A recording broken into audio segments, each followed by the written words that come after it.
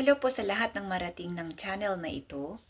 Ako po ay isang kaibigan at nagpapaalala na may pag-asa sa panalangin. Ikaw ba ay naghahanap ng trabaho o matagal nang naghihintay ng isang permanenteng trabaho?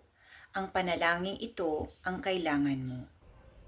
Ang sabi sa Matthew 7 verses 7 to 9, humingi kayo at kayo'y bibigyan.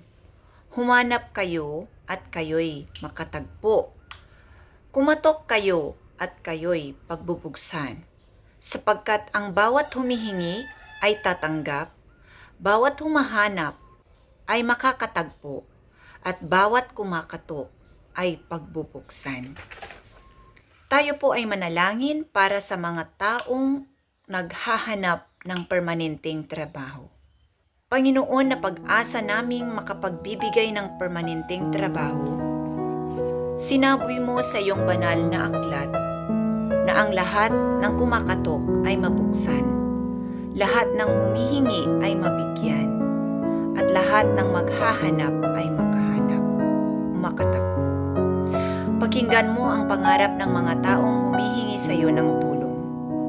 Salamat sa pagtuturo mo na maging responsable kaming mga nilikha.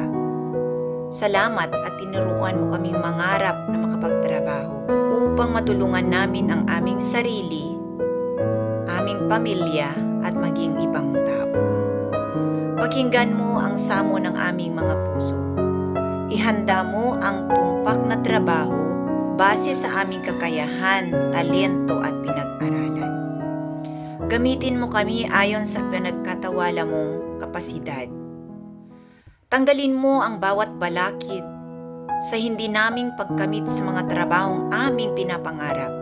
Mga balakid kagaya ng kawalan ng tiwala sa sarili, mahinang pangangatawan, diskriminasyon sa lipunan, kakulangan ng sapat na kailangan. Panginoon, kayo ang pag-asa namin sa mga bagay na hindi kayang tapatan ng aming kakayahan. At kung ang aming pagkakamali ang dahilan kung bakit hindi namin naaabot ang aming mga pangarap, patawarin mo kami at bigyan ng pagkakataong maitama ang aming pagkukulang. Naniniwala po kami na nakalaan na ang trabaho pagkatapos ng aming panalangin sa iyo ngayon. Pakinggan mo ang aming pagmamakaawa at dinggin mo ang aming hinaing. Ito ang aming samo at dalangin sa pangalan ni Jesus. Amen. Maraming salamat sa inyong pakikiisa sa panalangin ito.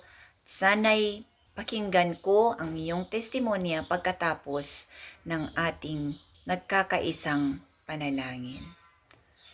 Hanggang sa muli, ito po, si Severina Sangdaan nagpapaalala na ang panalangin ang pag-asa.